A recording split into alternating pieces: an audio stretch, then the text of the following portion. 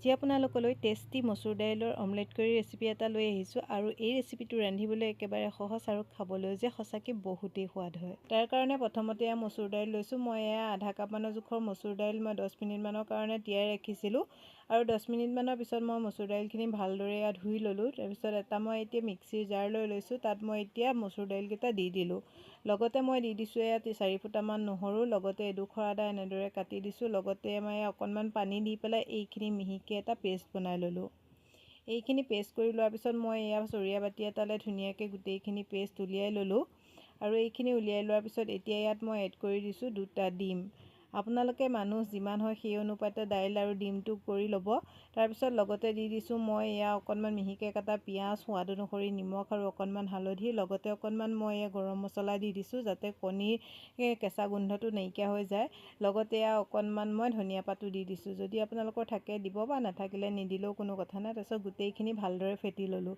এতিয়া আমলেটটো বনাবৰ কাৰণে আনফালে মই সৰু কেৰাহী এখনত তেল দি দিলোঁ। তেলখিনি গৰম হোৱাত গোটেইখিনি দাইল আৰু ডিম যোনখিনি ফেটি ৰাখিছিলোঁ গোটেইখিনি দি দিলোঁ। তাৰপিছত এইখিনি মই কিছু সময় এটা ছাইড হ'বলৈ দিলোঁ। তাৰপিছত এটা ছাইড হোৱাৰ পিছত এটা ছাইড হওঁতে 5 মিনিটমান সময় লাগে। ল' ফ্লেমত এইখিনি সিজাই ল'ব এটা ছাইড। তাৰপিছত মই এনেদৰে লুটিয়াই দিলোঁ।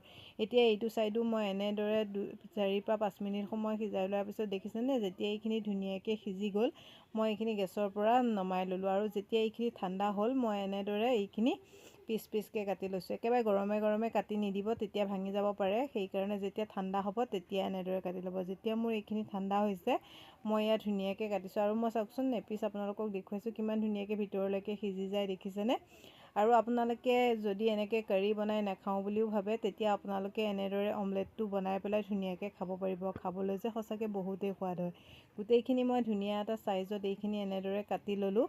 আনফালে মই গেছত কেৰাহীখন পাতি মই তেল দি দিলোঁ। তেল গৰম হোৱাত অকণমান গোটা জিৰা দিলোঁ। লগতে মিহিকৈ কাটা এটা পিঁয়াজ দি দিছোঁ। পিঁয়াজখিনি যেতিয়া ধুনীয়া এটা কালাৰ আহিছে তেনেকুৱাতে এতিয়া দি দিলোঁ মই 1 চামুচ জোখৰ আদা নহৰু পেষ্ট। আদা নহৰু পেষ্টখিনি দি পিঁয়াজখিনিৰ লগত আকৌ কিছু সময় ভাজি লৈছোঁ।